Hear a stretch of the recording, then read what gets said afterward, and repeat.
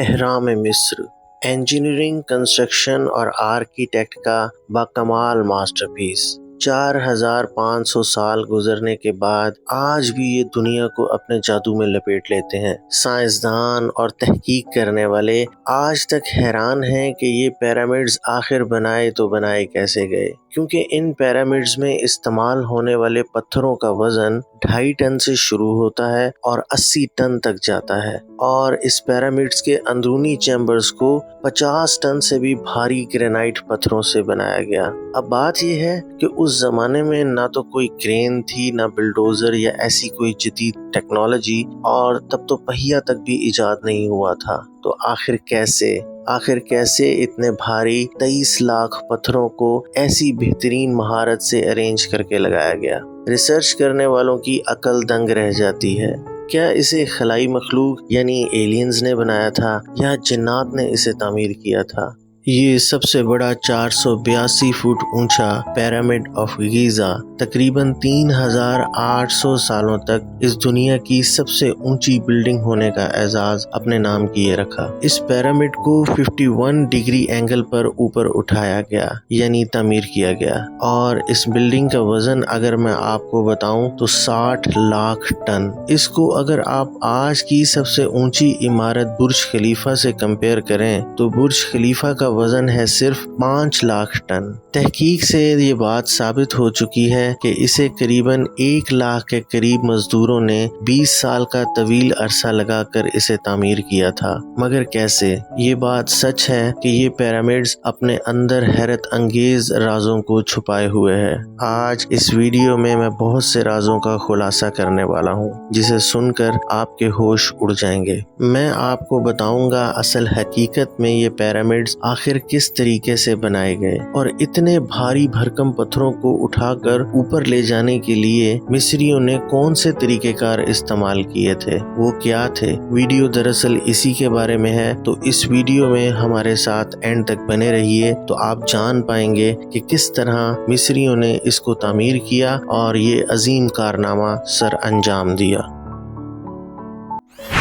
دریائے نیل کے کچھ ہی فاصلے پر یہ 3 پیرامڈز دنیا کے 7 عجوبوں کی فہرست میں شامل ہیں۔ یوں تو مصر میں 138 کے قریب اس طرح سے ملتے جلتے پیرامڈز یعنی مقبرے موجود ہیں۔ ان پیرامڈز کے اندر مصر کے بادشاہ یعنی فرعونوں کی قبریں ہیں، یعنی فرعونوں کے جسم کو مرنے کے بعد ایک خاص مسالہ لگا کر پٹیوں میں لپیٹ کر ممی کی صورت میں حنوط کر دیا جاتا تھا یا دفن کر دیا جاتا تھا۔ اور اس وقت مصر میں جو اہرام دریافت ہوئے ہیں وہ 4000 سال پرانے اور کئی 3000 سال پرانے ہیں۔ مصر میں سب سے پرانا پیرامڈ فرعون جوسر نے اپنے لیے بنوایا۔ یہ سب سے پرانا پیرامڈ جوسر کے وزیر امہوٹپ نے آرکیٹیکٹ کیا، اور امہوٹپ کو دنیا کا سب سے پہلا آرکیٹیکٹ بھی کہا جاتا ہے۔ جوسر کا یہ پیرامڈ اپنے آپ میں ایک نایاب اور سیڑھی دار پیرامڈ ہے، اور وقت کے تھپیڑے کھانے کے بعد آج بھی یہ شان سے کھڑا ہے۔ اس کے بعد فرعون آتے گئے اور وقت کے ساتھ ساتھ انہوں نے اپنے لیے پیرامڈز بنوائے۔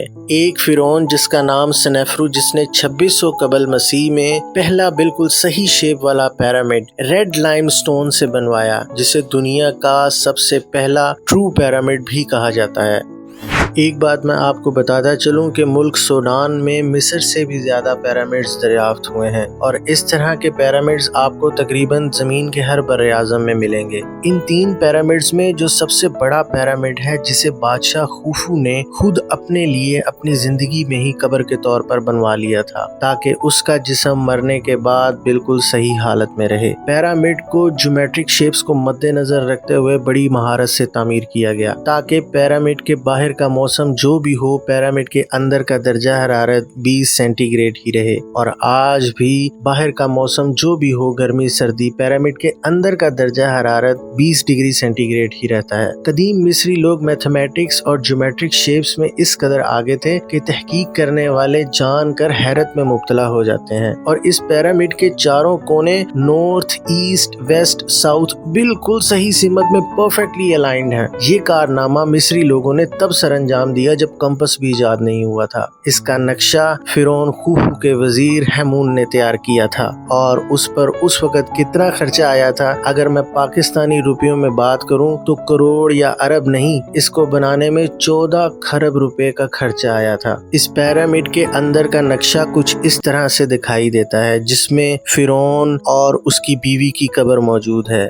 دوسرا چھوٹا پیرامڈ خوفو کے بیٹے خافرے نے اپنے لیے بنوایا تھا اور سب سے چھوٹا پیرامڈ خافرے کے بیٹے مینکورے نے اپنے لیے بنوایا تھا۔ پیرامڈ میں اس وقت کے فرعون یعنی بادشاہ اور ان کی بیویوں کی قبریں موجود ہیں۔ قدیم مصری لوگ مرنے کے بعد دوبارہ اسی دنیا میں زندہ ہونے پر ایمان رکھتے تھے، اس لیے وہ موت کے بعد لاشوں کو حنوط کر کے ممی کی شکل میں اہرام کے اندر دفن کرتے تھے اور ان ممیوں کے ساتھ ہیرے، جواہرات اور بہت سا سونا اور دیگر قیمتی سامان بھی رکھا جاتا تھا، جو صاحب مقبرہ کے خیال میں مرنے کے بعد اس کے لیے بہت ضروری تھا۔ حتیٰ کہ ان کے پسندیدہ جانوروں، ہتھیاروں، لباس، برتن آلات اور اکثر اوقات خادموں اور غلاموں کو بھی ان کے ساتھ دفنایا جاتا تھا۔ مگر قسمت کا مذاق دیکھیے کہ جب 1909 میں آفیشلی طور پر اس پیرامڈ کے اندر جایا گیا تو سارا خزانہ خوفو کی ممی سمیت سب پہلے سے ہی چوری کر لیا گیا ہوا تھا۔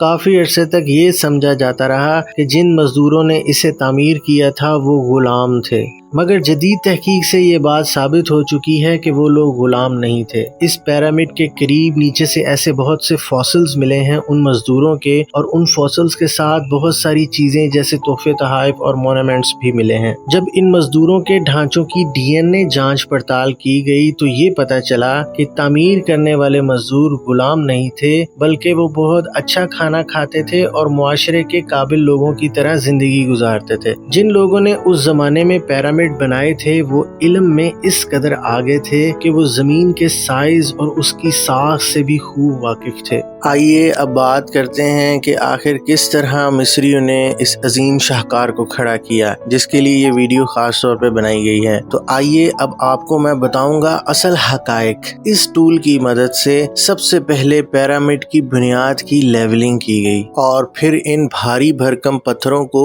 کھدانوں میں سے تراش خراش کر توڑا جاتا تھا، اور یہ کھدانیں تقریباً کنسٹرکشن ایریا سے 20 سے 25 کلومیٹر دور تھیں، اور پھر دریائے نیل میں تیرتے ہوئے ان پتھروں کو یہاں تک لایا جاتا تھا۔ کنسٹرکشن ایریا کے قریب بہت سے بڑے تالاب اس مقصد کے لیے تیار کیے گئے تھے۔ ان پتھروں کو اس طرح کے ایلومینیم اوزاروں کی مدد سے تراشا خراشا جاتا تھا اور اس کو بلاک یعنی اینٹ کی شکل دے دی جاتی تھی، اور پھر ان بھاری بلاکس کو ایک تالاب میں جمع کر دیا جاتا تھا، جہاں ان بھاری بھرکم پتھروں کے ساتھ بڑے بڑے لکڑی کے دستے باندھ دیے جاتے تھے۔ یہ لکڑی کے دستے ان پتھروں کے ساتھ اس لیے باندھے جاتے تھے کہ پھر پتھر اس کی وجہ سے پانی میں تیرنے لگتے تھے۔ دریائے نیل نے اس پیرامڈ کو بنانے میں بڑی مدد۔ مصریوں نے نیل ندی سے نہریں نکال کر بڑے بڑے تالاب تیار کیے، جن میں پتھر تیر تیر کر آسانی سے کنسٹرکشن ایریا تک پہنچائے جاتے تھے۔ اب یہ بھاری بھرکم پتھر اتنی اوپر تک کیسے لے جائے جا سکیں؟ اس کے لیے مصریوں نے 2 طریقہ کار استعمال کیے۔ ایک، جن پتھروں کا وزن 20 ٹن سے زیادہ تھا ان کو اوپر تک لے جانے کے لیے پیرامڈ کے ساتھ ایک بہت لمبی اس طرح کی ریمپ تیار کی گئی، اور پھر گیلی ریت پر ان پتھروں کو